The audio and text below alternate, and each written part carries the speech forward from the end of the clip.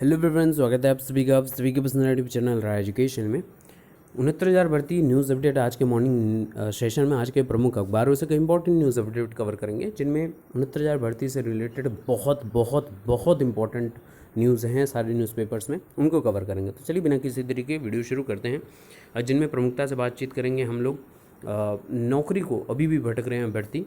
68,500 भर्ती के एमआरसी अभ्यर्थियों ने मांगी मनपसंद जिले में तैनाती। बहुत इंपॉर्टेंट है ये न्यूज़, और इसका क्या इम्पैक्ट है 69,000 भर्ती से रिलेटेड वो हम देखेंगे। कई सवाल हैं और आवेदकों ने मांगी राहत। 75 जिलों की वरीयता में डाइट पर टेट के प्रमाण पत्र लॉकडाउन की स्थितियों में भी बांटे जा रहे हैं। तो जिन अभ्यर्थियों को अपने ज़िले से संबंधित, मैंने कई बार इस पर वीडियो बनाई है और आज भी पुनः सभी को करूँगा, क्योंकि मैक्सिमम लोगों की प्रश्न आ रहे कि सर मैं अपने ज़िले में नहीं हूँ, या मैंने जहाँ पे एग्ज़ाम दिया है उस ज़िले से मैं दूर हूँ, लॉकडाउन की स्थितियाँ हैं। तो वो सारी चीज़ों को इसमें हम जवाब दे देंगे। चलिए बिना किसी देरी के वीडियो शुरू करते हैं।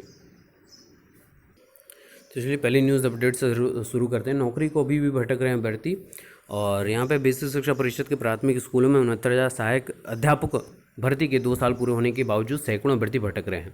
अगस्त 2019 में 68,500 भर्ती का परिणाम घोषित होने के 20 दिन में ही गड़बड़ी का खुलासा हो गया।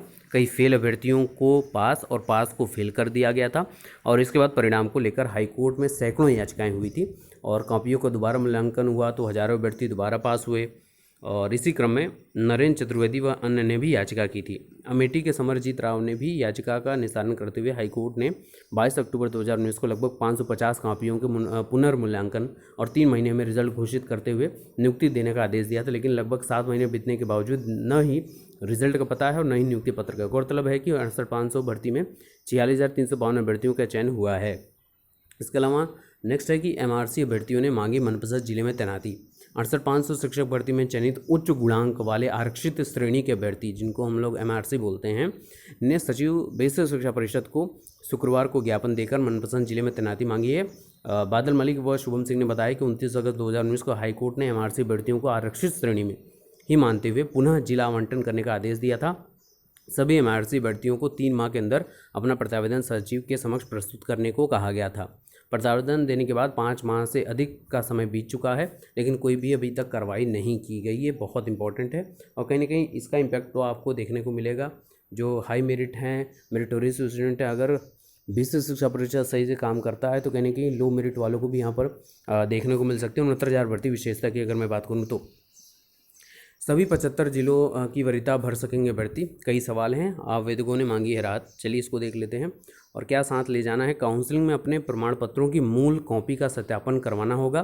साथ ही सभी शैक्षिक अभिलेखों की 2 सेट छायाप्रति व फोटो तैयार कर लें। ये स्वप्रमाणित होने चाहिए। बेसिक शिक्षा परिषद प्रयागराज पदनाम से आपको बनाना है बैंक ड्राफ्ट, ये आपको पता है। लेकिन एक मैंने जब बताया था आप लोगों को डॉक्यूमेंट कैसे होने चाहिए, तो कम से कम मैंने बार बार बताया कि 5 से 6 सेट आपके डॉक्यूमेंट्स की फ़ोटोकॉपी अपने पास पहले से बनाकर पूरी फाइल तैयार कर लें, क्योंकि मैक्सिमम जगह लगेंगे। और कम से कम ऐसी स्थिति रहे कि आपके पास एक सेट आपके पास रहे, ताकि जब कभी कभी होता है कि प्राथमिक में दोबारा से मांग लिया जाता है, जब आप नियुक्त हो जाते हैं तो दोबारा से वेरीफाई करने के लिए मांग लिया जाता है, तो आपके पास होना चाहिए। ये ना हो कि आप फिर बीएसए ऑफिस दौड़ लगाएं कि सर मेरा ओरिजिनल दे दीजिए, मैं फ़ोटो स्टेट कराना भूल गया, तो एक निगेटिव इम्पैक्ट जो पड़ता है वो ना पड़े। दूसरी इंपॉर्टेंट बात ये समझ लीजिए कि जितनी भी सेट आप बनाएंगे सब में 100 प्रमाणित, यानी कि अपने सिग्नेचर नीचे कर लीजिएगा सभी में, क्योंकि बाद में वहाँ पर फिर सिग्नेचर कराते हैं, फिर ये बोलेंगे कि आप शिक्षक बनने वाले हैं, आपको यही नहीं पता कि 100 प्रमाणित किसे बोलते हैं। तो ये समझ लीजिएगा, सबको अपने से ही आपको वेरीफाई करना है, अपना सिग्नेचर हर पेज पर कर लेना है जितने डॉक्यूमेंट्स की आप फोटोकॉपी कराएंगे। चलिए इसमें कुछ इंपॉर्टेंट बात है। वेबसाइट आपको पता ही है, कल विज्ञप्ति जारी हो जाएगी संडे को, है ना। उसमें बहुत चीज़ें, आपके बहुत प्रश्न का सॉल्यूशन आपको मिल जाएगा। दूसरी इंपॉर्टेंट बात है कि मंडे ऑनवर्ड्स, मंडे से दोपहर के बाद से आप जिलों, सबसे महत्वपूर्ण हम लोग वेट इसी का कर रहे हैं कि जिले, किस जिले में कितनी सीटें हैं, वो मंडे को ही पता चल पाएगी। और 18 तारीख से 6 जून जब तक आपको नियुक्ति नहीं मिल जाती तब तक वो वहाँ पर रहेंगी।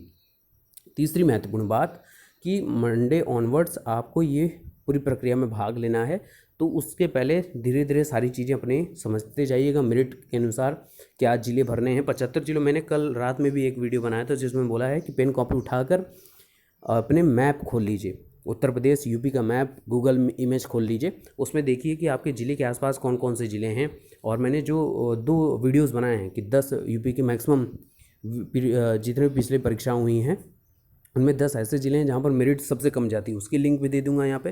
हालांकि मैं कम्युनिटी में बार बार पोस्ट करता रहता हूँ ताकि आपकी मदद हो सके। देखिए, व्यक्तिगत तौर पर मुझसे जितनी ज़्यादा कोशिश हो रही है, लोगों के कॉल अटेंड करके, व्हाट्सअप पे सबको बताकर, कमेंट सेक्शन में कमेंट के प्रश्नों को उठाकर एक वीडियो बनाकर, मेरे से जितनी कोशिश हो रही है मैं वो कर रहा हूँ। कम्युनिटी में आप लोगों के लिए लगातार पोस्ट क्रिएट कर कर, वोटिंग कराकर, प्रीवियस जितने 1.5 साल पहले मैंने जो जो वीडियोस बनाए हैं वो आपको पोस्ट कर करके, ताकि आपकी मदद हो सके, सिर्फ और सिर्फ मदद।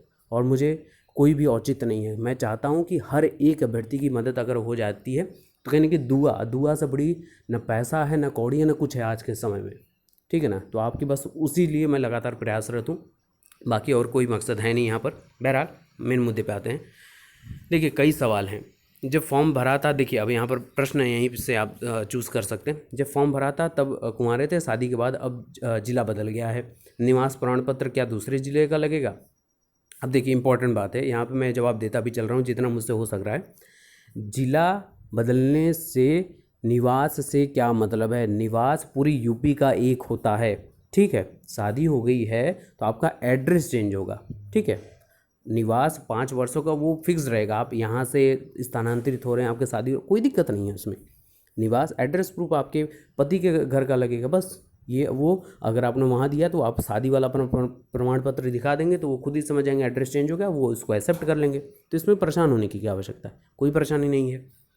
अगले पे आ जाते हैं कि हम फॉर्म में शिक्षा मित्र का कोड भरना भूल गए थे, तो क्या हमको लाभ नहीं मिलेगा? क्यों नहीं मिलेगा? एफिडेविट लगाकर आप उसको दिखा दीजिएगा, आपको तो सबसे पहले लाभ मिलेगा।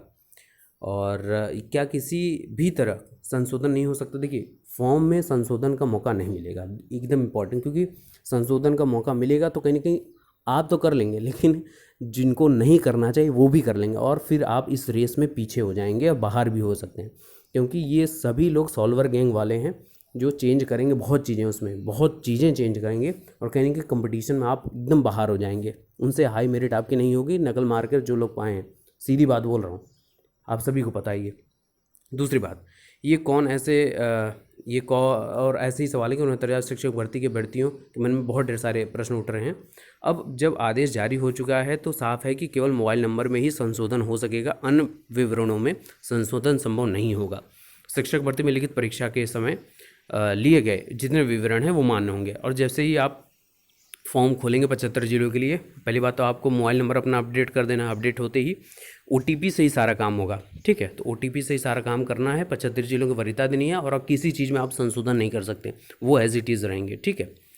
और शिक्षक भर्ती में लिखित परीक्षा के समय लिए गए विवरण मान्य होंगे। उस समय का फ़ोन नंबर यदि बदल गया है तो उसे आप संशोधित किया जा सकेगा।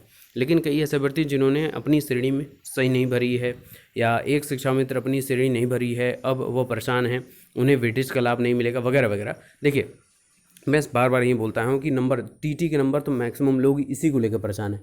बार बार बोल चुका हूँ कि आप ही इकलौते नहीं हैं, पूरे प्रदेश ने UPTT परीक्षा दी थी, सबके नंबर बढ़े हैं।